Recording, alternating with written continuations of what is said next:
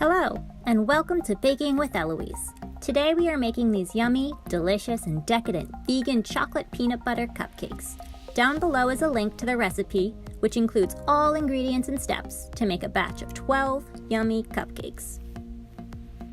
First, we will start with the cake batter, mixing all the wet ingredients together.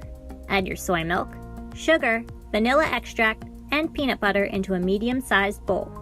Then whisk it all together until it looks like this. Now we are going to combine all of our dry ingredients. So get your flour, cocoa powder, salt, and baking soda, and whisk it all together. Then we need to slowly add our wet ingredients into our dry ingredients, making sure to mix until everything is well combined. But don't overmix, or your cupcakes may come out flat. Now get out your cupcake pan and insert your cupcake liners. Remember, this recipe makes 12 yummy cupcakes. Spoon some batter into each liner and make sure to level out the batter before putting your pan in the oven at 350 degrees Fahrenheit. Once our cupcakes have baked, we need to make our chocolate dip and drizzle mixture. So get your vegan chocolate and coconut oil and add them into a microwavable bowl. Microwave at 30-second intervals and mix in between. Stop microwaving when all of the chocolate is melted. Then get your chopped, salted, and roasted peanuts and your cupcakes ready. Dip each cupcake's top into the chocolate and heavily sprinkle each cupcake with peanuts. Then put them in the fridge and set before frosting.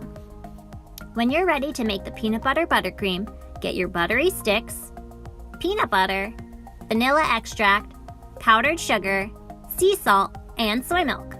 Add your buttery sticks to the mixing bowl and use the whisk attachment to beat until smooth. Then add your peanut butter, salt, and vanilla extract and beat until well combined. Then add your powdered sugar 1 cup at a time and mix in between additions.